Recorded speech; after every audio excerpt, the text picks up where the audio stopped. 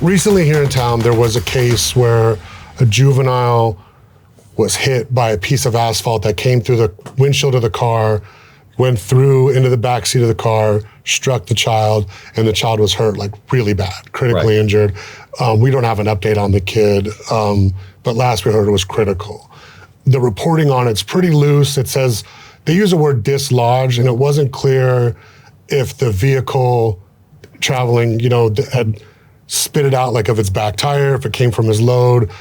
I think it came from the road itself, but again, the press release from the that the police or everybody had put out wasn't clear. Right. So the analysis on this one, again, like every case, is going to be very fact specific, but we're going to be looking at a couple of things. So first of all, is there any fault of the driver that the kids in the car where the kid was? And from the story that we have, the answer is probably no, because it seems based on the story that's being reported, they're just driving. Mm-hmm. So then let's look at how did this asphalt become dislodged?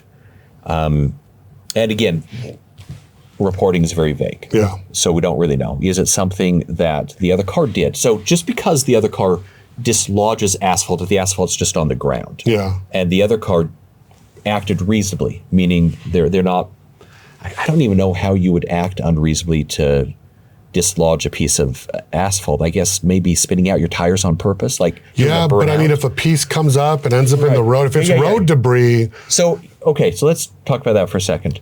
If it's road debris, so what we're going to be doing always is comparing the fault of the kid that got hurt versus everybody else. Mm-hmm. And the kid that got hurt has 0% fault. And so then we're going to be looking at the other driver. And if the other driver is not avoiding road debris, the question's going to be, did they have a duty to avoid road debris?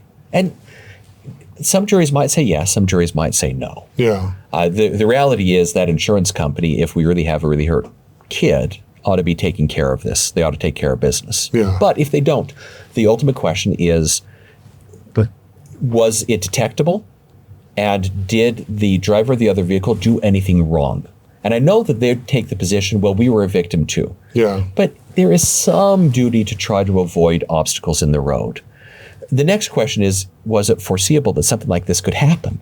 So I don't think a lot of people know that there's to avoid obstacles in the road. Yeah, there's always some duty. Okay. Right? There's some level of duty. But then it runs into this interesting question about foreseeability. Yeah. Right? Because there may be a duty to avoid obstacles in the road, but was it foreseeable that something like this could happen if you don't? Yeah. And the answer is maybe, maybe not. Again, that's going to be a jury question. That's probably not going to be a judge question. But the next question is, why was there a piece of asphalt that could be dislodged? Yeah. And so now we're going to run into questions about, was the asphalt problematic? Did something strike that asphalt to gouge it? Yeah. In which case, that person's actually the primary liable one, but we probably are never going to know who that is. Yeah, it could have been another accident or something else caused it or whatever. Right. Yeah. And so if there are records of something happening in that area, maybe you'd be able to link it. The next question is the city responsible, or is the Department of Transportation responsible because they own it, it's their asphalt? And the answer is going to be, one, they're only responsible if they've done something wrong. Mm-hmm. And generally, when we're talking about governmental agencies, they're only responsible for something that went wrong like that if they had notice. Like if they knew that this piece of asphalt was flying around the road. Yeah, and then they just negligently. Yeah. Yeah, so this may be even though you have this horribly injured kid, it may be a very difficult case. It's going to be very fact specific. Yeah. But yes, I think in general, the other car has a duty to try to avoid obstacles in the road, because you know that if you hit it, it could dislodge and, go through a windshield, hit someone. Yeah, like it's right. You see let's say you see a tire on the road. Yeah. And you should avoid it for your own safety, but there's an aspect of other people's safety that you need to be considering too. And so, there is that consideration. And again, you compare that, the negligence of the duty of the other driver to the innocence of the child. That would be one where you would really need to do a real investigation, though, as to what is it that really truly caused that thing to become dislodged. Yeah. And this may be one of those cases where you never find out. It's just a freak accident, or Well, and you say a freak accident. I think a lot of the times freak accidents don't often happen. Yeah. Like there's usually a root cause. Correct. And Yeah. there's usually somebody who truly is to blame. But it's often the case in cases like that where there's just no record. Yeah. Like we don't have a video. We don't know who initially dislodged Yeah. that piece of asphalt. We don't know what caused it to become dislodged. And unless you can actually establish that, it may be a hard case.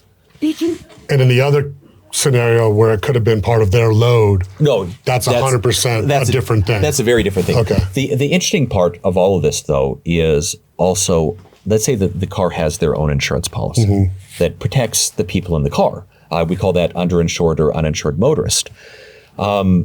That sometimes is a big fight about whether the uninsured motorist claim should pay, because now we've actually taken that up to the federal courts before, where the uninsured motorist coverage did not want to pay because it was not actually hit by another vehicle. It was hit by debris.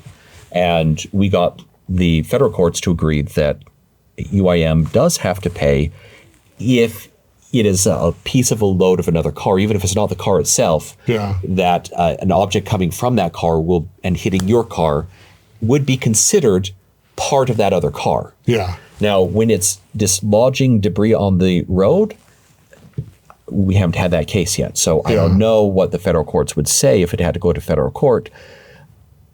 I think that it probably would still be under that analysis of, did they have a duty to avoid it? Because it's not inherently part of their load, and therefore it's not probably an extension of their vehicle.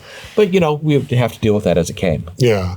I mean, too, and then, you think of like, it didn't disclose if it was, the size of a golf ball, the size of a football, the size of a basketball, you know what I mean? Like, it's... And that all plays into Yeah. reasonableness and foreseeability. And at that speed, anything, like I said, a golf ball or a, football, size piece of asphalt, one, obviously more, easier to see at 75 miles an hour, whatever you're going on size the freeway. of size of a golf ball Of a piece of that's made out of the exact same material of the road. may not be reasonably seen. But if you run over it, coming out the back of your tire, it's like a pitching machine. Maybe. So tough. Yeah, no, it's a one horrible situation for that family. Yeah. And then from a liability standpoint, I've got a lot of clients that come in and say, I have a clear case, but what they're thinking is they have a clear case because they're innocent. Yeah. But, often we can make those cases still happen, but it may not be quite as clear as they think it is. Jared, as always, thank you for your time. Thanks for always taking time to talk with us. Absolutely. A lot of these things happen in the group. They're happening, in real time. And Right. a lot of times, like the what if, the aftermath never goes, it never gets talked about again. So to get these little follow-ups, it means a lot to me. I know the group members appreciate it. So Yeah, happy to thank do you it. as always. Absolutely.